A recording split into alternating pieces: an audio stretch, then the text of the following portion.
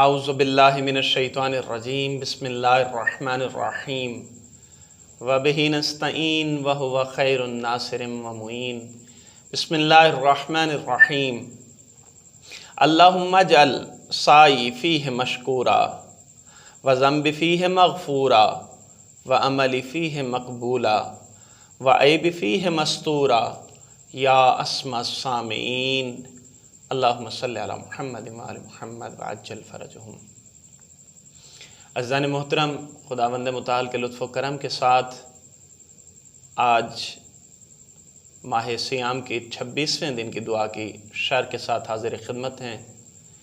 روایت کے جملے ہیں کہ جو شخص اس دعا کو پڑھے گا، خداوند متعال روز قیامت اس کے لیے ایک ندا کو جاری کرے گا، جس میں کہا جائے گا کہ تو ڈر مت، تیرے سارے گناہوں کو بخش دیا گیا ہے۔ اس دعا کے ساتھ کہ اس ندا کو روز قیامت ہم لوگ بھی سنیں، دعا کے شرح کی طرف بڑھتے ہیں۔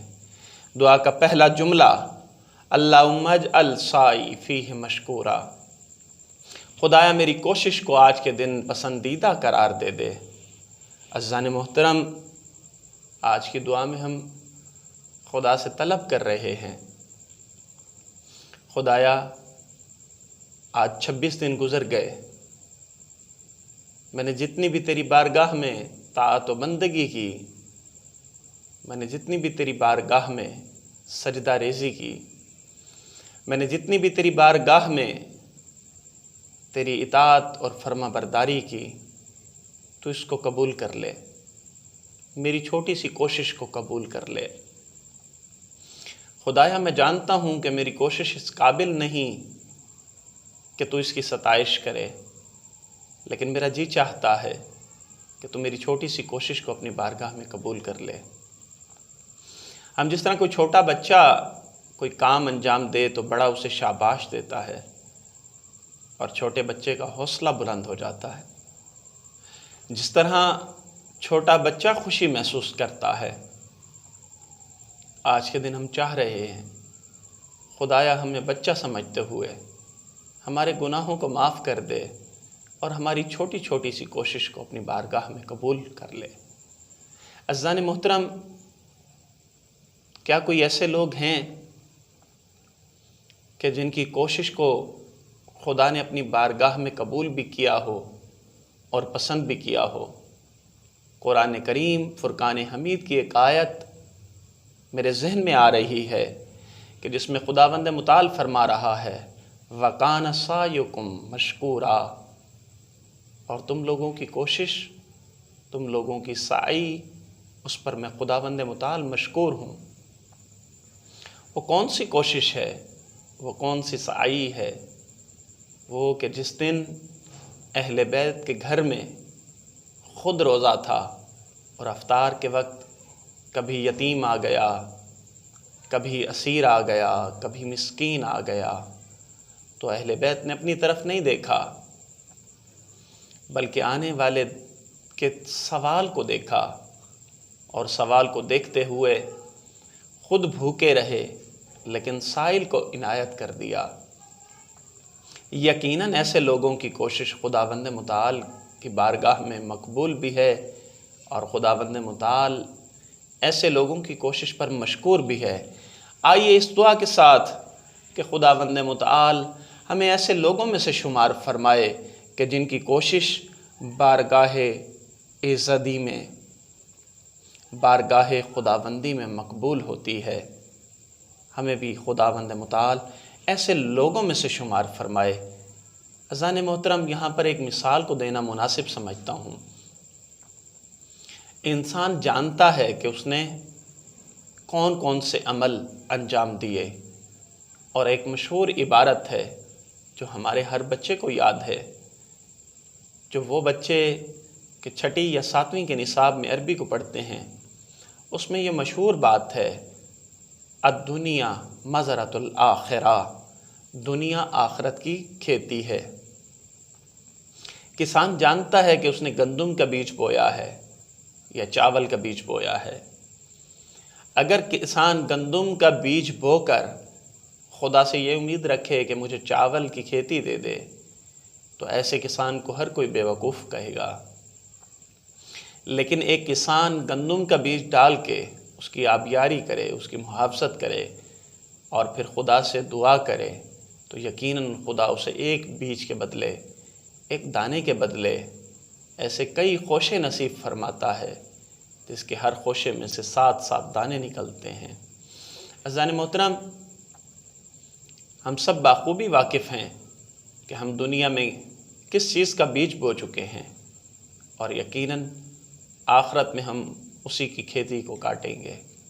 آئیے اس دعا کے ساتھ کہ خداوند متعال دنیا میں ہمیں کار خیر کرنے کی توفیق عنایت فرمائے تاکہ آخرت میں ہم اس کے ثواب کو کھیتی کے طور پہ حاصل کر سکیں، اور ہمیں ان لوگوں میں سے شمار نہ فرمائے کہ جو دنیا میں اپنے ساتھ گناہوں کو لے کر جا رہے ہیں۔ ہم دعا کے اگلے جملے کی طرف بڑھتے ہیں، اور دعا کا دوسرا جملہ کیا ہے؟ وَذَنْبِ فِيهِ مَغْفُورًا، خدایا میرے گناہوں کو بخش دے۔ خدایا تیرا ماہ سیام مجھ سے جانے والا ہے، اگر 25 دنوں میں تجھ سے مغفرت طلب نہیں کر سکا تو تجھے آج 26ویں دن کا واسطہ میرے گناہوں کو معاف کر دے۔ خدایا اگر تو نے میرے گناہوں کو معاف نہ کیا تو میں کائنات میں کسی کو منہ دکھانے کے قابل نہیں۔ رسول خدا صلی اللہ علیہ وآلہ وسلم فرماتے ہیں کہ رمضان کا نام رمضان اس لیے رکھا گیا کیونکہ یہ گناہوں کو جلا دیتا ہے۔ آئیے اس دعا کے ساتھ کہ خداوند متعال ان 25 دنوں کی ریاضت اور بندگی کے صدقے، یقیناً جو بندگی ناقص ہے، یقیناً ہماری ریاضت ناقص ہے، لیکن اس کے نقص کو جبران کرتے ہوئے ہماری بخشش فرمائے۔ اور قرآن کریم میں خداوند متعال فرما رہا ہے، یا ایھا الذین آمنوا توبوا الی اللہ توبۃ نصوحا، اے وہ لوگ جو ایمان لے کر آئے ہو، اپنے خدا کی بارگاہ میں اس طرح توبہ کرو کہ جو توبۃ نصوحا ہے۔ یہی سوال جب محمد مصطفیٰ صلی اللہ علیہ وآلہ وسلم سے کیا گیا کہ توبۃ نصوحا سے کیا مراد ہے، تو آپ نے فرمایا کہ گنہگار توبہ کرے اور دوبارہ کرنے کے لیے جسارت نہ کرے، اور مثال بھی ساتھ فرما دی، ایسی توبہ جو خالص توبہ ہو، ایسی توبہ کہ جس کے بعد انسان گناہ کی طرف نہ پلٹے۔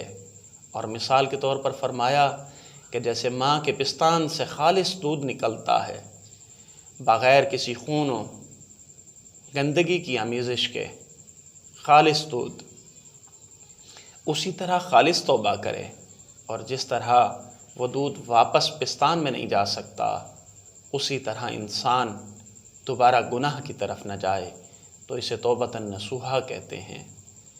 آئیے اس دعا کے ساتھ کہ خداوند متعال ہمیں بھی توبۃ نصوحا کرنے کی توفیق عنایت فرمائے۔ ایک واقعے کی طرف اشارہ کرنا چاہتا ہوں۔ ایک مرتبہ حضرت موسیٰ علیہ السلام خدا سے کوہ طور پر مناجات کرنے کے لیے جا رہے تھے کہ راستے میں ایک شخص ملا۔ اس شخص نے حضرت موسیٰ علیہ السلام سے کہا، اے نبی خدا، یقیناً آپ موسیٰ کلیم اللہ ہیں، خدا سے ہم کلام ہوتے ہیں، جب خدا سے ہم کلام ہوئیے گا تو میں نے ایک برا فعل انجام دیا، خدا سے میرے لیے بخشش اور استغفار کی دعا کیجیے گا۔ موسیٰ علیہ السلام کوہ طور پر گئے، خدا سے ہم کلام ہوئے، مناجات کی، اپنی مناجات کے درمیان اس بندہ خدا کے بارے میں ذکر کیا تو آواز قدرت آئی، میری رحمت وسیع ہے، موسیٰ جب جانا تو اسے کہنا میں نے تجھے بخش تو دیا، لیکن اے بندے مجھے تجھ سے ایک گلہ ہے، کاش تو نے اپنا گناہ موسیٰ نبی کو نہ بتایا ہوتا، کاش تو اپنے گناہ کو موسیٰ نبی کے سامنے آشکار نہ کرتا۔ موسیٰ نبی نے پوچھ لیا، پروردگارا آخر کیا وجہ کہ وہ میرے سامنے آشکار نہ کرتا، جبکہ میں تو اس کے لیے بخشش طلب کر رہا ہوں۔ تو اس وقت خداوند متعال نے فرمایا کہ اب میرا بندہ جب تجھے دیکھے گا تو وہ شرمندگی محسوس کرے گا، کاش وہ میرا بندہ مجھ سے راز و نیاز کرتا، میرے سامنے اپنے گناہ کو رکھتا۔ اب وہ جب تجھے دیکھے گا تو شرمندگی محسوس کرے گا۔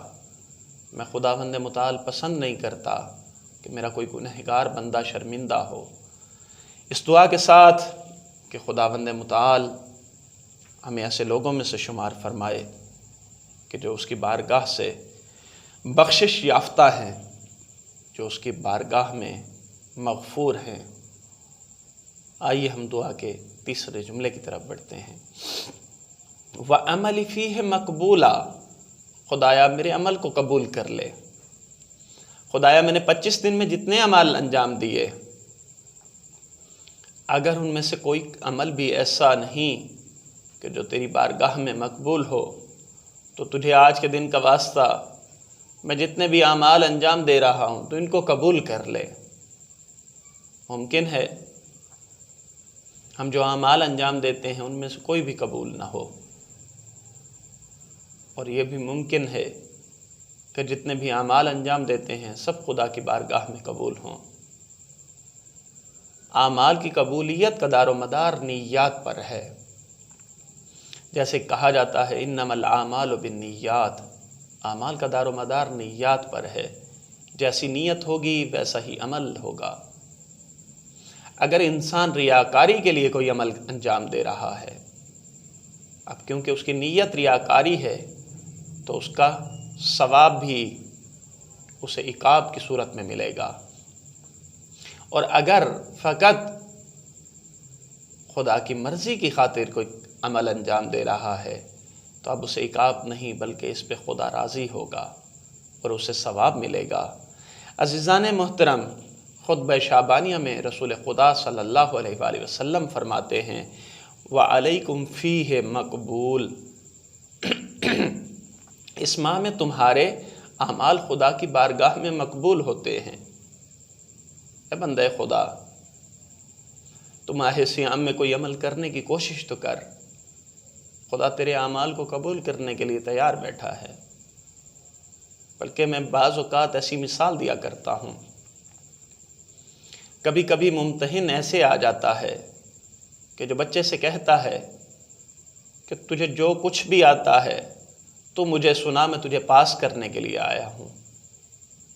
کبھی کبھی وائوا میں امتحان لینے والا استاد اتنا شفیق اور مہربان ہوتا ہے، وہ چاہتا ہے کہ میرے ہاتھ سے کوئی بچہ رد نہ ہو، میرے ہاتھوں سے کوئی بچہ فیل نہ ہو۔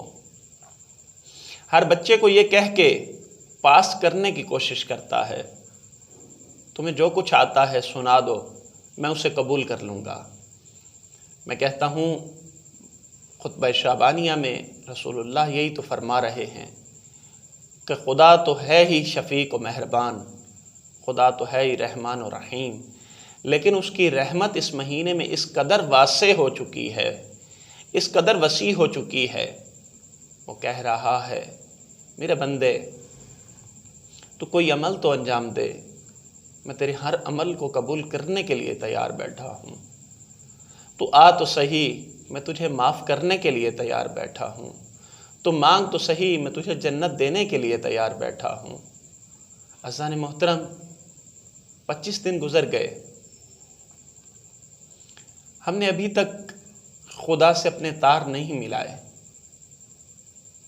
آئیے یہ جو 4 دن یا 5 دن ہمارے پاس باقی رہ گئے، اپنے خداوند متعال سے خلوت میں راز و نیاز کریں، خدا کو راضی کرنے کی کوشش کریں۔ ہم نے دیکھا اکثر ایسے ہوتا ہے کہ آخری لمحات پر بازی پلٹ جاتی ہے۔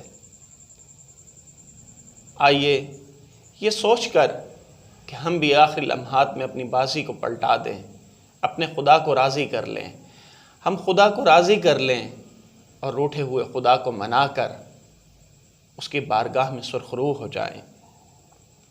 عزیزان محترم، کیونکہ بات عمل کی چل رہی ہے، میرے خدا میرے عمل کو قبول کر لے۔ ہمیں نہیں معلوم کون سا عمل مقبول ہوگا، کون سا مقبول نہیں ہوگا، لیکن ایک ایسا عمل ہے جس کی ضمانت رسول اللہ دے کر گئے ہیں، ایک ایسا عمل ہے جس کی ضمانت سیدۃ النساء العالمین نے لی ہے، ایک ایسا عمل ہے کہ جس کی ضمانت خود خدا نے لی ہے۔ ابھی ذکر حضرت موسیٰ کا ہو رہا تھا۔ فارسی کی ایک کتاب ہے، اس کا نام ہے عزاداری رمز محبت۔ اس میں نے ایک عجیب و غریب روایت پڑھی۔